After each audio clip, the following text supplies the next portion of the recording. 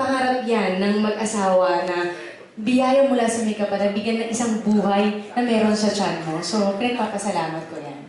Mas mahilig ka ba magluto ngayon? Kasi nakakita namin yung pinopost mo na luto niyan. Alam mo, lately hindi masyado, kaya mabuti na lang, ini-endorse ko tong 555, di ba? So, isasama mo Kasi lang easy open can pa.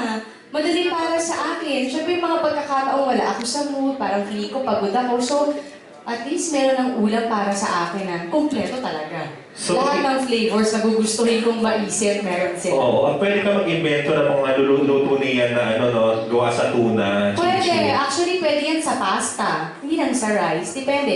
Actually, adobo, masarap yan sa bread. Oo So, nga. pwede mo siyang paglaruan. Bread, pasta, and Oo, kung ano man. Pwede mong papakin lang.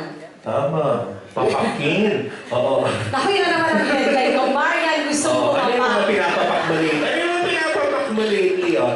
Hindi, ano, seryoso. Ito na lang, yung balik tayo dun sa, yun sa magandang news. Anong yung initial reaction mo na lang nung unang yung nalaman? Paano yung nalaman itong yung balita? Was it after mo magpa-check up or... Oo, syempre nagpa-check up. Mahirap kasi mag-assume sa mga bagay-bagay na hindi ka sigurado. So, mas maganda niya nagpunta kami sa OB at yung OB mismo nagsabi sa amin na positive talaga.